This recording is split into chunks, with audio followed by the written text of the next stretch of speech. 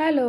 നമ്മുടെ സ്വന്തം ബീച്ച് ഡാമിൽ തന്നെയാണ് കിടക്കുന്നത്. എന്നാലും ഷട്ടർ തുറന്നൊന്ന് പോയി കാണണ്ടേ? അല്ലെങ്കിൽ നമ്മുടെ ബീച്ചിക്ക് എന്ത് തോന്നും? ഞങ്ങൾ അയൽക്കാർ തിരിഞ്ഞ് നോക്കിയില്ല എന്ന് പറയില്ലേ? അപ്പോൾ പിള്ളേർ ഇതാ വാശി പിടിച്ചിട്ട് ഇങ്ങോട്ട് വന്നേക്കാണ് കേട്ടോ. ഇവിടെ നോക്കിയപ്പോൾ ഭയങ്കര ആൾക്കാരാണ്. ഇവിടെ നിന്നൊക്കെ ആൾക്കാർ വന്നേന്ന് ഒരു രക്ഷയില്ല. ആൾക്കാർ പറയുന്നുണ്ട് ഈ ഇച്ചിരിക്കോളം തുറന്നേക്കണ കാണാനാണ് ഈ കണ്ട പെട്രോളും അടിച്ച് ഞങ്ങൾ ഇവിടുന്ന് വന്നതെന്ന്. റോഡാണെങ്കിൽ അമ്മാതിരി മോശമായിട്ടിരിക്കുകയാണത്. കുറേ നാളായി പണിയും എന്ന് പറഞ്ഞ് കുണ്ടും കുഴിയായിട്ട് ഒരുമാതിരി തരിപ്പണായിട്ടാണ് റോഡും കിടക്കുന്നത്. അങ്ങനെ ആൾക്കാർ എന്തായാലും വന്നതല്ലേ എന്ന് വെച്ചാൽ അവിടെ നിന്നൊക്കെ കാണുന്നുണ്ട് കേട്ടോ. സ്കൂളും മുടക്കല്ലേ, അപ്പോൾ അത് കാരണം പിള്ളേർക്കും ഒഴിവായി എല്ലാവർക്കും പിള്ളേരെ കൊണ്ടുവരാൻ സൗകര്യമായല്ലോ.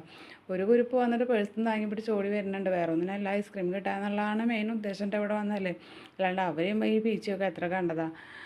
അപ്പോൾ ഇതാ 2 ഷട്ടർ ഞങ്ങൾ വന്നപ്പോൾ തുറന്നിട്ടുണ്ടായിരുന്നേ. അത് കഴിഞ്ഞതാ 3-മതും 4-മതും ഒക്കെ തുറന്നു കേട്ടോ. കാണുമ്പോൾ ഒരു രസം. പക്ഷേ കുറേശ്ശേ തുറന്നിട്ടുള്ളൂ. വെള്ളം അധികമൊന്നും ഇല്ല ബീച്ചിലേ. അതുകൊണ്ട് തന്നെ കുറേശ്ശേ തുറന്നിട്ടുള്ളൂ. 11 മണിന്ന് പറഞ്ഞിട്ട് പിന്നെ ഉച്ചയ്ക്ക് 2 മണിയൊക്കെ ആയി. അങ്ങനെയാണ് തുറന്നത്.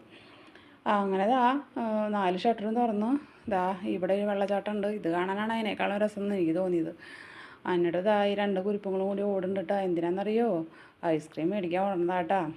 അതേ, ആൾക്കാർ വന്നുകൊണ്ടേ ഇരിക്കുകയാണ്. ഞങ്ങളങ്ങോട്ട് പോവാണ്, പക്ഷേ ആൾക്കാർ വന്നുകൊണ്ടേ ഇരിക്കണ്ടേ. ഇവിടെ നിന്നൊക്കെയാണ് ആൾക്കാർ വരണമെന്ന് എനിക്കറിയില്ല. അത്രയും അകലെ നിന്നൊക്കെ ആൾക്കാർ വരുന്നുണ്ട്. എന്നിട്ട് ഇവിടെ നിന്ന് 2 കൂടിയിട്ട് ഐസ്ക്രീം മേടിച്ച് ഇട്ടാണ് ഞങ്ങളെ വീട്ടിലേക്ക് വിട്ടുള്ളൂ. പോകാൻ നേരത്താ കണ്ടാ ബ്ലോക്കിൻ്റെ ബ്ലോക്ക്. കാര്യം വീട് തൊട്ട് തന്നെയാണ്. പക്ഷേ ഞാൻ വിചാരിച്ചു വണ്ടിയിൽ വരണ്ടായിരുന്നു, നടന്ന് വന്നാൽ മതിയായിരുന്നു. എൻ്റെ ഇടയിൽ കൂടെ നുഴഞ്ഞു കയറി പോവായിരുന്നു. അപ്പോൾ അതായിരുന്നു വിശേഷം.